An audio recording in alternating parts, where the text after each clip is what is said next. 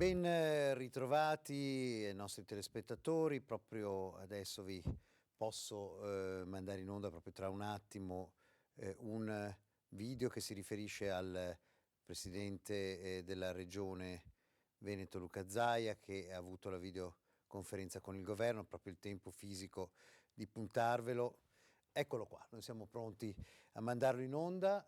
Conclusa la videoconferenza, qualche novità, cosa ne è emerso? Abbiamo discusso del decreto che è stato firmato ieri sera, della volontà di essere in linea a livello nazionale rispetto a alcuni temi che sono quelli del trasporto pubblico locale, delle aziende, che peraltro annuncio che domani in giornata gli assessori Marcato e Donazzani incontreranno sia le parti sociali che le aziende, il mondo dei rappresentanti delle aziende produttive, quindi il mondo del datoriale, e proprio per predisporre le misure previste dal decreto. Dall'altro ovviamente noi chiediamo chiarezza su alcuni temi, ad esempio quello dell'apertura degli autogrill, che consideriamo in linea di principio da chiudere come mescite di bevande e alimenti, visto e considerato che chiudono tutti. Ed infine voglio ricordare che, come ho annunciato questa mattina, perché poi vorrei che qualcuno non si fosse distratto, domani presenteremo anche un provvedimento di contingentamento di molte attività degli ospedali. Ricordate che l'ho annunciato stamattina, domani faremo la presentazione. Ci sono novità che arriveranno per quanto riguarda i nostri trasporti, cioè dico a livello regionale? Ci sta lavorando l'assessore De Berti assieme a Trenitalia. Il provvedimento, il decreto prevede alcune misure da adottare, ovviamente rispetto all'affollamento dei treni e al non affollamento, ovvero al fatto che ci siano delle corse che sono praticamente deserte, per cui abbiamo l'obbligo di intervenire. Potremmo aspettarci delle novità in serata dal governo oppure no? Oggi decisamente no, penso proprio di no, oggi no, perché il decreto è vigente, è a vigore fino al 25 marzo e le scuole invece saranno chiuse fino al 3 aprile. Salvo se non ci sono altre complicazioni. Salvo se non ci sono altre complicazioni, basti pensare che il Veneto sta arrivando al centinaio di persone in terapia intensiva, quindi chiuderemo il bollettino tra un'ora e penso che si sarà già raggiunto quasi il centinaio. Questo è il punto, che chiaramente non è da poco, insomma, tra poco ci sarà il bollettino, ma ve l'ho anticipato il Presidente della Regione, ormai siamo verso 100 persone in terapia intensiva per il coronavirus, quindi un dato sicuramente molto, molto pesante, inutile nasconderselo assolutamente. Tra poco ragioneremo su quello che ci avete scritto, sulle tante cose che ci avete inviato, mano a mano nel corso di queste dirette vi diamo risposte a blocchi, cerchiamo di farle dare attraverso i servizi in particolar modo. Prima però facciamo un punto con la situazione dei medici di famiglia, che è sicuramente una situazione estremamente importante. I medici in quarantena sono non tantissimi, sono 4. E uno tra l'altro adesso finisce, ma non tanto la quarantena, ma era uno dei medici di Vo che poi è stato male con una polmonite. Abbiamo un collega da ieri ricoverato in terapia intensiva, intubato a Schiavonia. E abbiamo tanti colleghi che sono in attesa di tamponi o di risultati. In prima linea anche loro stanno lavorando senza sosta da settimane. I medici di famiglia sono tra le categorie più esposte al contagio. A fatica stanno riuscendo a mantenere aperti gli ambulatori grazie alle sostituzioni e a 60 giovani specializzanti di medicina generale che hanno dato disponibilità ad entrare in servizio. Siamo senza dispositivi di protezione, mancano guanti, mascherine e tute, denuncia il presidente regionale della Federazione dei Medici di Medicina Generale. Riceviamo pochissimo, tant'è che abbiamo fatto un ordine per pagarle noi, perché è praticamente risibile, tanto per capirci abbiamo 2 mascherine al giorno e 5 paia di guanti. Questo fa diventare difficile il mantenimento di una attività importante che facciamo, che è quella delle delle domiciliari programmate. I medici hanno lasciato a casa le segretarie, lavorare così è difficilissimo e tra i servizi che sono stati ridotti drasticamente ci sono le visite programmate ai pazienti con serie patologie, quelle che normalmente si fanno a domicilio con cadenza settimanale. Queste nella regione Veneto sono 16.000. Il problema qual è? È che andare in casa di queste persone senza le protezioni, cioè senza maschera, senza guanti, senza camice monouso, si rischia che sia io a portargli il contagio in casa. I consulti sono solo telefonici, aumentano anche le patologie legate allo stress causato da questa emergenza. Crisara ricorda inoltre come comportarsi in caso si venisse a contatto con un paziente positivo al coronavirus. Deve chiamare il medico di famiglia e sicuramente, essendo stato un contatto stretto, quindi sono definiti queste cose, il medico allerterà attraverso la COT, il sistema di prevenzione, e saranno loro a decidere se fare o non fare il tampone una volta, però in linea di massima con i contatti stretti i tamponi non si fanno. E la notizia importante è quella della chiusura della borsa di Milano. Vediamo assieme proprio il flash. La borsa ha chiuso con il meno 16%. Stiamo parlando del record negativo appunto di Milano, è il maggiore ribasso in una sola seduta dal 1998, ovvero stiamo parlando è il maggiore ribasso da 22 anni a questa parte. Questo insomma è un dato essenziale, molto, molto pesante e che insomma non stupisce, ma per quanto non ci si stupisca non si può non considerare che il dato è arrivato come praticamente un'accetta, ecco. Questo appunto il dato. Allora, alcune cose che ci avete scritto di varia natura. Fino a qualche tempo fa nel Veneto sono state dedicate delle chiese, dei capitelli a San Rocco per grazie ricevute nelle epidemie e nelle pestilenze. È ancora il caso di pregare il santo che ci aiuti a uscire dalla pandemia? Chiaramente noi abbiamo molti di questi casi nella storia dell'arte e nella storia della Chiesa che riguardano appunto le preghiere contro le epidemie e contro i morbi, come si chiamavano all'epoca, contro la peste e contro molte cose che magari venivano definite peste che non lo erano perché mancavano ovviamente le conoscenze scientifiche. Basti pensare, naturalmente l'esempio principale è la Chiesa della Salute. Serve pregare, naturalmente parlando di chi ha fede, il discorso è molto semplice. Il patriarca Moraglia il patriarca di Venezia, ha volutamente fatto la seconda messa dopo quella delle ceneri, quella trasmessa sempre alla domenica alle 11 dalla nostra emittente e da Antena 3. Ebbene, il patriarca Moraglia ha proprio tenuto la sua messa alla Chiesa della Salute, e la Chiesa della Salute, come sapete, è dedicata espressamente alla fine di un contagio, alla fine quindi diciamo gli stessi meccanismi che si utilizzavano allora per la fede si utilizzano esattamente adesso.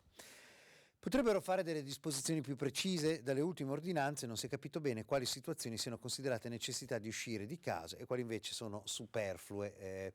Diciamo che non è cambiata l'ultima ordinanza rispetto alla penultima ordinanza per quanto riguarda le necessità, che sono quelle che trovate molto facilmente, sono 4 e le trovate facilmente scaricando i moduli che sono stati presentati. Cambia solo praticamente il numero dell'ordinanza da un modulo all'altro, perché ovviamente ora è in vigore un'altra ordinanza che poi in realtà è il decreto della Presidenza del Consiglio. Ebbene, sono quelle che riguardano la salute, che riguardano le necessità lavorative, lo stato di necessità, e quindi lo stato di necessità significa andare a fare la spesa per sopravvivere con la famiglia, andare a fare assistenza a un anziano non autosufficiente e cose del genere. Andare a fare la passeggiata al parco non è uno stato di necessità, andare a lavare la macchina non è uno stato di necessità, lo diciamo perché delle persone sono state denunciate penalmente perché sono state trovate dai carabinieri lavare la macchina. Lavare la macchina non rientra appunto tra gli stati di necessità. Se non lavoro, come faccio a pagare il mutuo a fine mese? Non sarebbe meglio annullare questo tipo di pagamenti almeno finché la gente non torna al lavoro? È esattamente quello che prevede il decreto allo studio per quanto riguarda i mutui. Mancano ancora i dispositivi, però questo per quanto riguarda il mutuo della prima casa, per quanto ne sappiamo, su quello si stava parlando, sicuramente verrà fatta una moratoria. Adesso non sappiamo fino a quale livello di reddito questa moratoria verrà fatta, se su tutte le prime case, eccetera. Sono tutte diciamo disposizioni che sicuramente entreranno in vigore in qualche modo. Lavoro come babysitter e aiuto i compiti. Ora non posso più farlo perché non è un lavoro riconosciuto come tale. Come faccio? Ha ragione, è un problema che viene appunto messo in moto in maniera chiara, però in effetti è un lavoro. Lei fa assistenza ai bambini, però chiaramente questo è un caso limite che in questo momento, da come è posto da lei, non essendo una professionista, è questo che mi sembra di intuire, è sicuramente un caso che è a rischio di non venire riconosciuto in questo caso come tale. Il problema, secondo me, dice un altro telespettatore, che nessun paese fuori dalla Cina ha adottato le misure che hanno adottato loro. A Wuhan nessuno usciva di casa, è per questo che sono riusciti a contenere l'epidemia. Se anche da noi non si applicherà questo sistema, il virus si diffonderà in modo esplosivo. Il fatto che il virus si diffonda non è messo in discussione dall'Organizzazione Mondiale della Sanità. Il virus si diffonderà. Basti pensare, la Merkel ha detto il 60, 65, 70% della popolazione tedesca verrà in qualche modo contagiato dal virus, quindi è una conoscenza, diciamo così, pacifica dal punto di vista della scienza. L'importante è che che rallenti la velocità del contagio, soprattutto che si abbia più tempo per aumentare le disponibilità dei posti in terapia intensiva e così via. Diciamo, la battaglia è rallentarlo il più possibile. Ho dovuto spostare un matrimonio previsto per i primi d'aprile, ma il ristorante non mi viene incontro. Cosa devo fare? Credo che il ristorante le debba assolutamente venire incontro. Ha torto completamente il ristorante, perché qui stiamo parlando di disposizioni che nulla hanno a che fare con appunto la scelta del ristorante. Il ristorante dovrà venirle incontro per forza, se no dovrà finire in tribunale per avere ragione.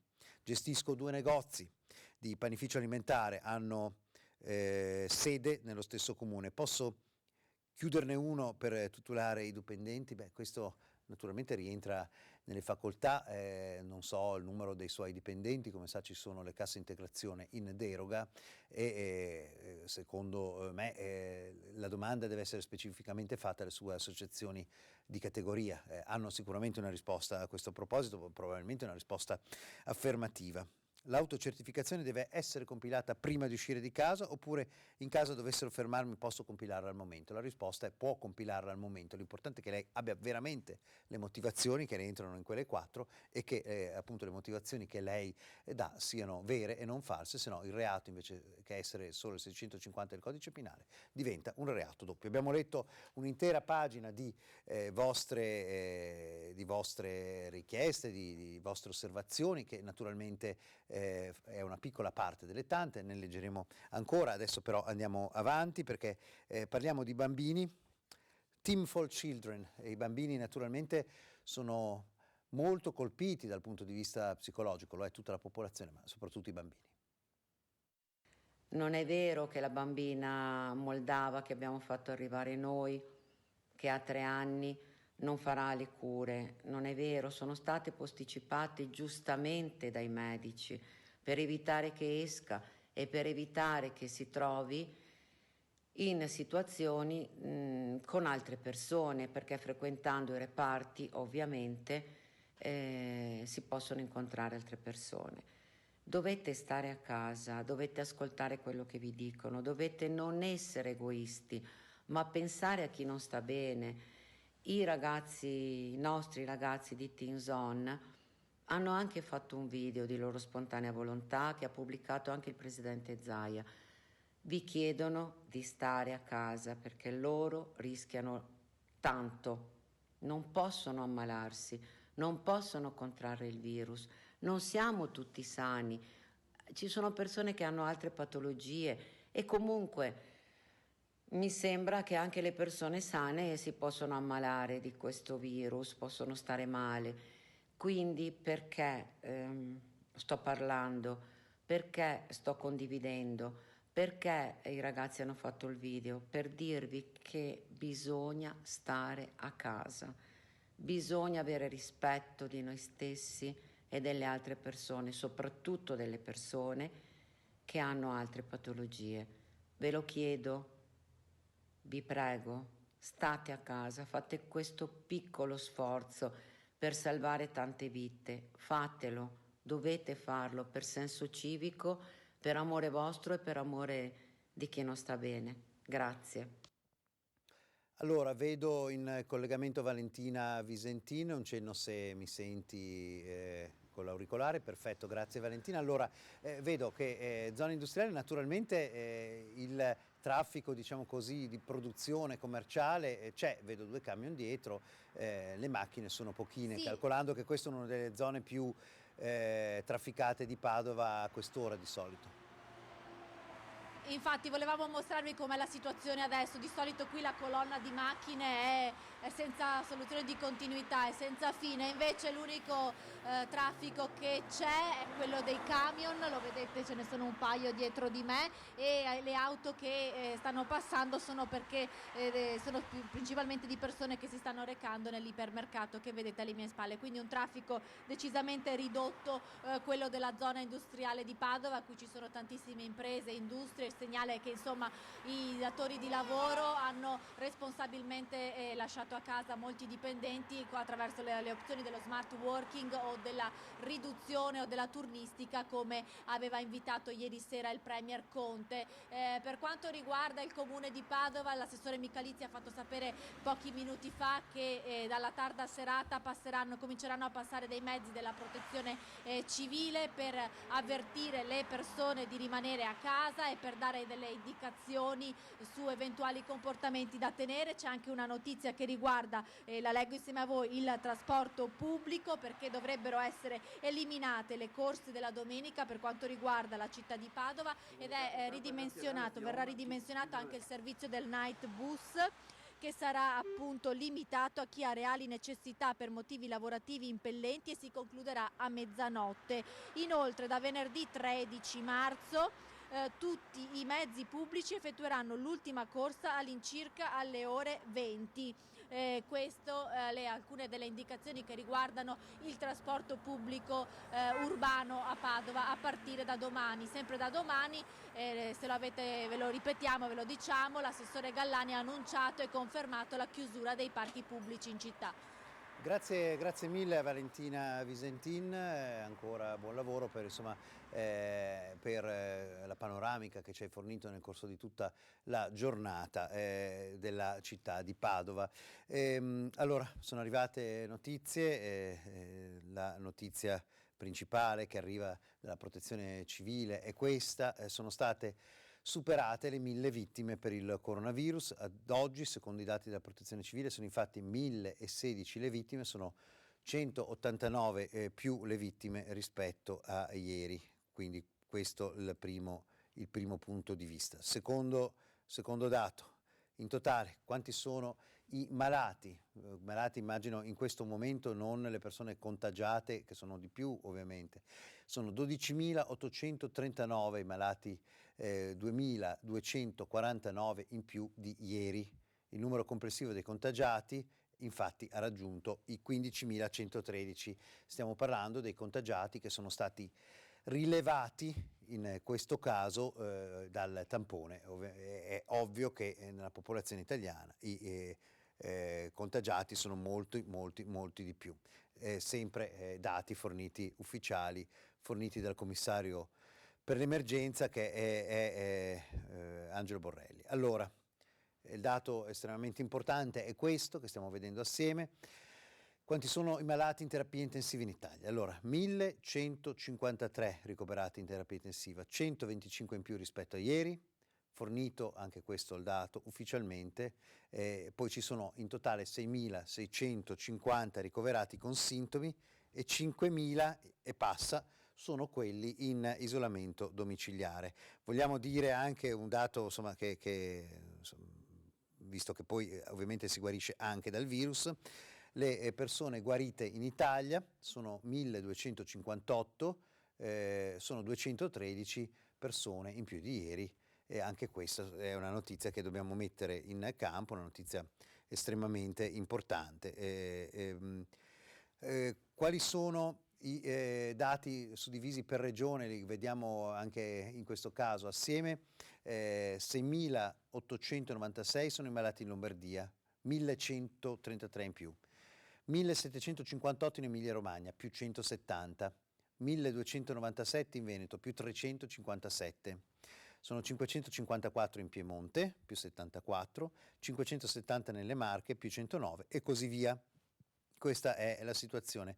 Vittime, il quadro delle vittime, 744 in Lombardia, più 127, 146 in Emilia, sono più 33, 32 in Veneto, sono più 3, 26 in Piemonte, più 5, 22 nelle Marche e poi a scendere naturalmente anche nelle altre regioni. Credo che l'unica che non ci sono vittime, credo le uniche due in cui non ci siano vittime sono la Valle d'Aosta e la Puglia in questo momento. Questi sono i dati. I tamponi che sono stati fatti in Italia sono 86.000. Per quanto riguarda il Veneto, ve lo ricordo, sono circa 22.000 per quello che ha detto il presidente della regione Zaia. Parliamo di sanificazione, lo si sta facendo nelle varie città, qui è la sanificazione a Padova.